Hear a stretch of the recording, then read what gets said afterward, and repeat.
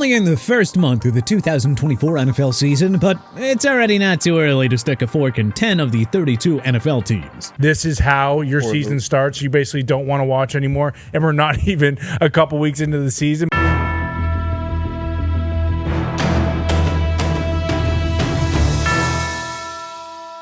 These 10 NFL teams may as well throw in the towel now and accept that 2024 just ain't their year. So with that, let's get right into it. Carolina Panthers. Well, so much for the inevitable improvement by Bryce Young and the Panthers as a whole. There were several reasons to be optimistic about a better year in Charlotte. Dave Canales was brought in as the new head coach after saving Baker Mayfield's career in Tampa Bay with the Buccaneers. GM Dan Morgan brought in 4 new weapons in Xavier Legette, Deontay Johnson, Jonathan Brooks, and Jatavian Sanders, and rebuilt the O-line with the signings of Damian Lewis and Robert Hunt. But it took just 2 games for the new Panthers head coach to bench Young, who completed just 55.4% of pass attempts for 245 yards, no touchdowns, and 3 interceptions. Carolina was outscored 73-13 in those games, prompting the Panthers to bench Young in favor of veteran Andy Dalton after week 2. And it's not just Bryce Young's play. The offensive line is no better than last year's group. None of Young's weapons are getting open, and the defense is so helpless to the point that you can't help but wonder why they didn't just pay Brian Burns instead of trading him to the New York Giants for pennies on the dollar. What do you really feel for Carolina fans, who've become football's biggest embarrassment under owner David Tepper? The only silver lining is that they're well suited to get a new promising quarterback prospect in Carson Beck, Shedeur Sanders, or Quinn Ewers in next year's draft. New York Giants. The Giants have wasted another season by giving Daniel Jones, by far the worst starting quarterback in football, a 6th year at the helm.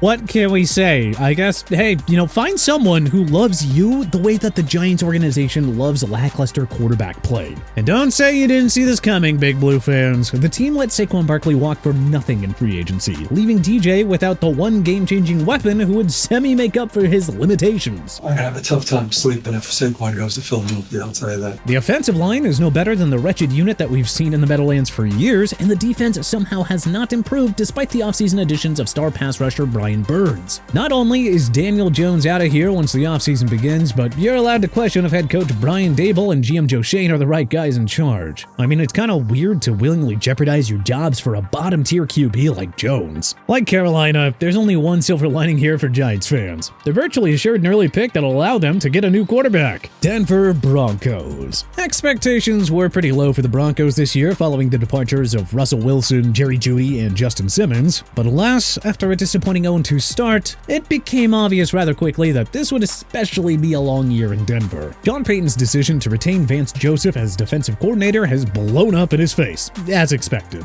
GM George Paton barely rebuilt that awful offensive line and did nothing to improve the running back or receiver room before drafting Nicks. Denver hasn't had a 1,000-yard rusher or receiver since 2019, and it looks like that streak will continue again in 2024. Ho-hum. The least Broncos fans are asking for is a sign that the Payton-Nicks tandem can work, and that Payton can actually rebuild a roster the right way. Maybe things will get a little better as the season progresses, but this team ain't making the postseason. And it doesn't help sharing a division with 3 far superior teams that include the Kansas City Chiefs. Tennessee Titans. The Titans hope that hiring a young head coach with an offensive background in Brian Callahan would help second-year QB Will Levis hit his ceiling. Obviously, that has not happened. Levis has struggled with accuracy and turnover woes, throwing 3 interceptions alone over the Titans' first 2 games. DeAndre Hopkins and Tyler Boyd have not been the impact players that the Titans envisioned. The offensive line was supposed to improve with second-year guard Peter Skoronski and rookie J.C. Latham, but Levis has not stood a chance behind that atrocious offensive line. And be real with yourself. Assuming the Houston Texans win the AFC South, do you think that the Titans can steal a wild-card berth over the gauntlet of contenders in the AFC? Not a chance. Indianapolis Colts. Anthony Richardson has not taken the necessary steps forward after flashing all-world potential in the 4 games that he played as a rookie before undergoing season-ending shoulder surgery. Star wide receiver Michael Pittman Jr. has gotten off to a slow start. Promising rookie Adonai Mitchell has been a total non-factor.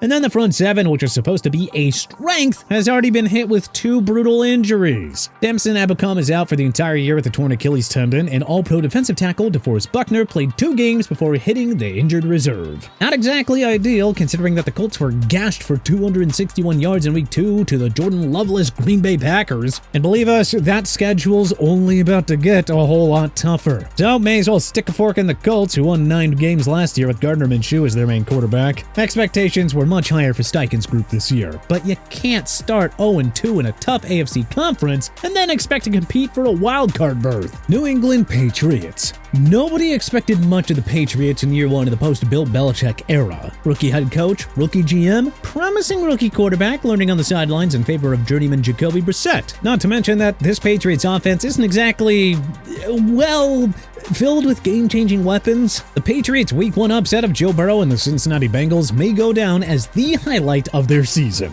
And you know, that's okay. The reality is that the Patriots aren't in it to win it this year, but rather accepting short-term suffering with the hope of regaining that championship DNA under Mayo. A gauntlet of a schedule awaits the Patriots. Look at their upcoming games. It is hard to circle more than 5 victories for this year. Pats fans need to keep their expectations realistic and let year 1 of the rebuild play out, all with the hope that they can take that next step forward within a couple of years. Washington Commanders. If the Commanders were to make a surprise run at the playoffs with rookie quarterback Jaden Daniels, a lot was going to have to go right. The defense would have to make considerable strides, and Terry McLaurin was going to have to play up to his Pro Bowl-like standards. But alas, the Washington offense has been overly reliant on Daniels' legs. And the stud running back duo of Austin Eckler, the team's leading receiver through 2 weeks, and Brian Robinson Jr. Washington would currently be 0-2 if the Giants didn't botch their kicker situation in Week 2. We saw how vulnerable the Commanders' O-line and defense are in their humiliating Week 1 road loss to the Tampa Bay Buccaneers. A clear-cut reminder that there is a lot of work ahead for Dan Quinn's group. The Commanders have the misfortunes of playing the entire AFC North this year, plus the surprisingly strong NFC South on top of the Dallas Cowboys and Philadelphia Eagles twice a year.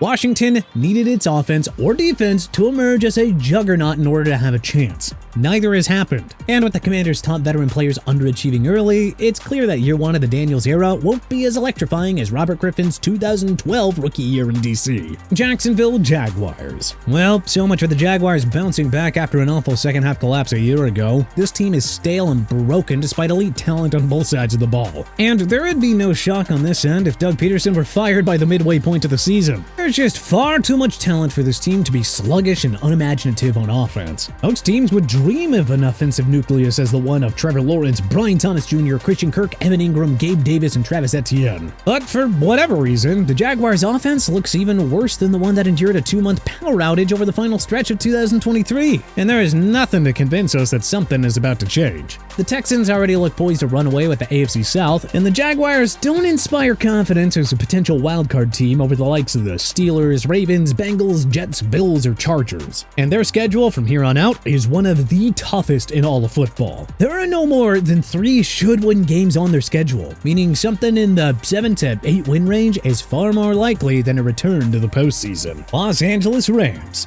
We don't want to panic too much over the Rams' slow start. I mean, come on, don't forget, they were 3-6 a year ago before winning 7 of their final 8 games to sneak in as a wildcard team. But still, this year's Rams are far different than the 2023 group. For one, franchise icon Aaron Donald is long gone after unexpectedly retiring. Secondly, this team has lost superstar wide receiver Puka Nacua and Cooper Kupp for several weeks, leaving Matthew Stafford with DeMarcus Robinson, Tutu Atwell, and Tyler Johnson as his main receivers. And as we saw in their humiliating blowout loss against the Arizona Cardinals in Week 2, the Rams just don't have the depth and star power to compete without Donald, Nacua, and Kupp. The NFC West rival Seattle Seahawks aren't exactly pushovers this year either. Lots of season left, but the 2024 Rams already look a lot closer to the letdown that was the 2022 squad and not the 10-win unit from a year ago. Miami Dolphins. The Dolphins were brutally exposed by the Buffalo Bills in their Week 2 Thursday Night Football loss, even before Tua Tagovailoa left that game with a concussion. Once the Dolphins announced that Tagovailoa had to go on the injured reserve and miss a minimum of 4 games, the final nail was placed in the coffin of Miami's postseason hopes. Sorry, but Skylar Thompson just ain't it. That offensive line was already problematic a year ago, and it's even worse this year without Robert Hunt, who gets to forget the ways of winning on a miserable Carolina team. The Dolphins' secondary is also a mess despite the presence of Jalen Ramsey. The pass rush was non-existent once Jalen Phillips went down with a season-ending injury a year ago, and it doesn't look much better despite his return. So,